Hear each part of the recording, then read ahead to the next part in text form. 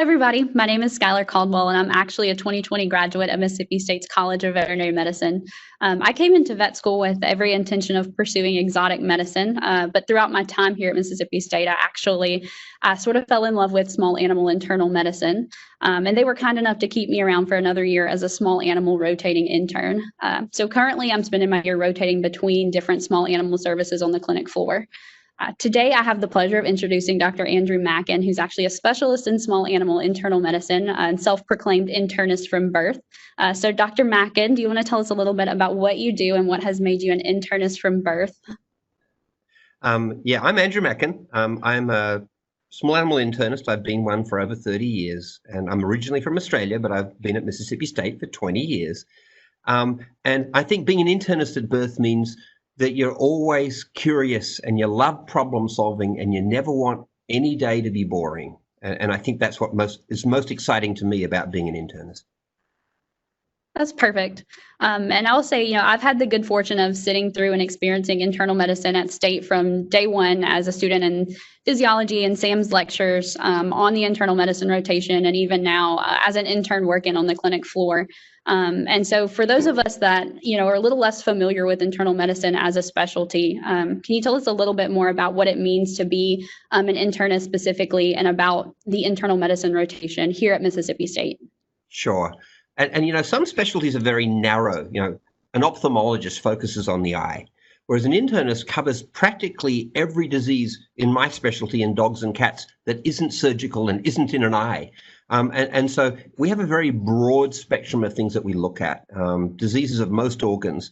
And as a specialist, we handle the cases that the regular veterinarian can't handle. And the really cool thing about that is that means that we act as a filter for all the interesting cases that come through. We talk about them in our lectures. And then when they come into our clinics, our students get to work with these cases. And so nothing's boring. And the fun part about them is there's a massive element of problem solving. And I think that's what I enjoy the most is we have the most challenging cases and we have to figure them out. And every week we see something we've never seen before. I can totally agree with that. And honestly, I think one of the most common misconceptions too is being as a part of internal medicine service is that we're kind of limited in our ability to perform different procedures. And honestly, as a student and now as an intern, I've had the opportunity to watch and participate in and even perform various diagnostic procedures, anywhere from endoscopies, rhinoscopies, collecting biopsies, aspirates. And so what do you feel like has kind of been your favorite procedure? What's some of the most interesting things that you've had the opportunity to do?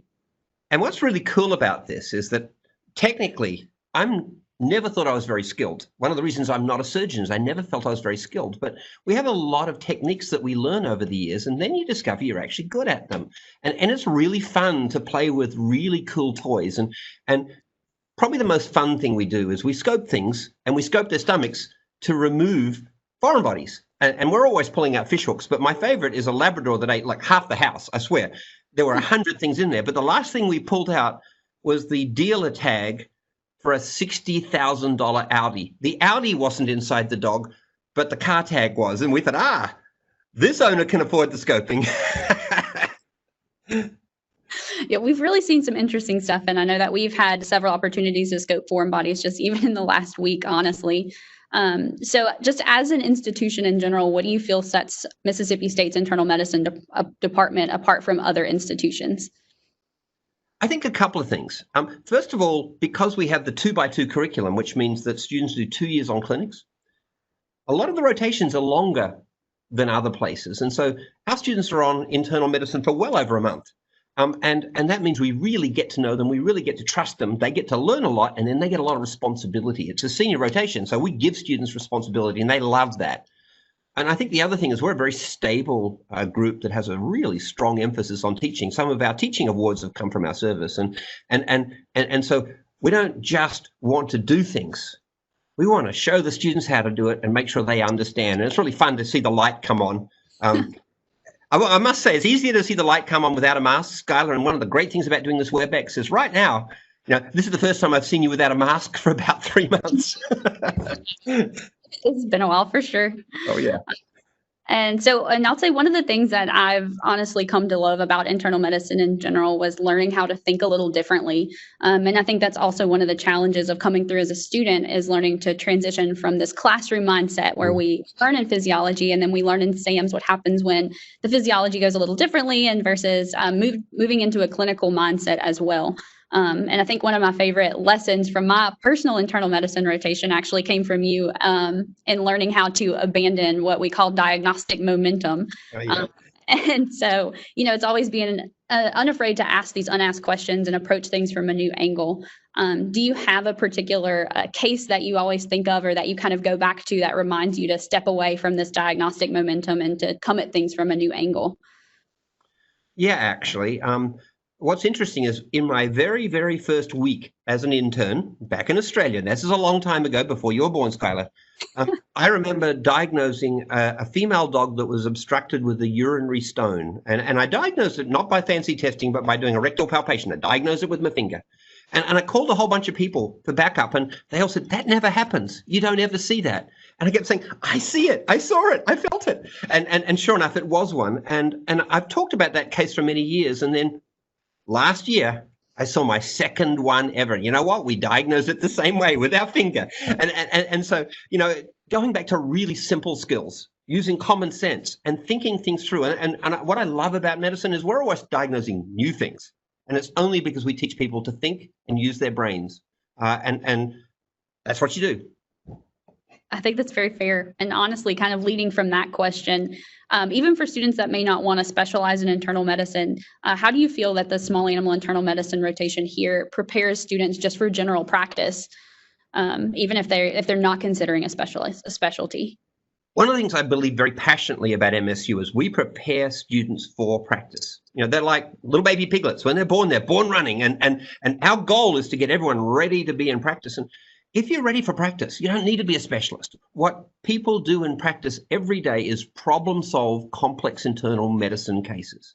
Yeah, I'm a specialist, but I expect students from MSU to do exactly the same job in whatever practice they're in. And we give them the skill set to do it. And most importantly, MSU students aren't afraid to try. You've got to graduate knowing you've got an education that makes you confident enough to actually apply the skills you've learned. I agree. And even just talking to some of my classmates that have graduated in the last year, I feel like we've all come a long way just from being, especially coming from this 2x2 program. I feel like it's really done a lot for our confidence as well, coming out as new veterinarians. And so just another question, the one that's probably on everyone's mind. How does vet med in the U.S. differ from vet med in Australia? We drive on the other side of the road. I will tell you, it's very similar. It's really very similar. A lot of the people in Australia were originally trained in America and went over to Australia, and then they trained the next generation. I'm the very first of that generation that was trained in Australia.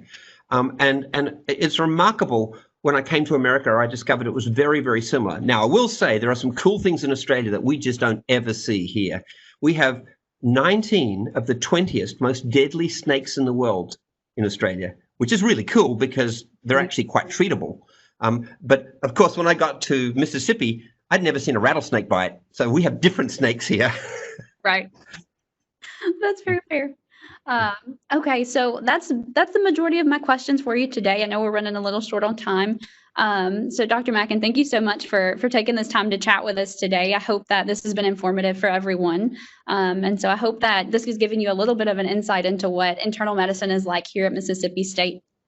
Thank you, Skyler. I really appreciate you taking the time. I'm hoping that this comes with a little translator in the end. So if there's any American students that don't really speak Australian, it'll have a little subtitle at the bottom.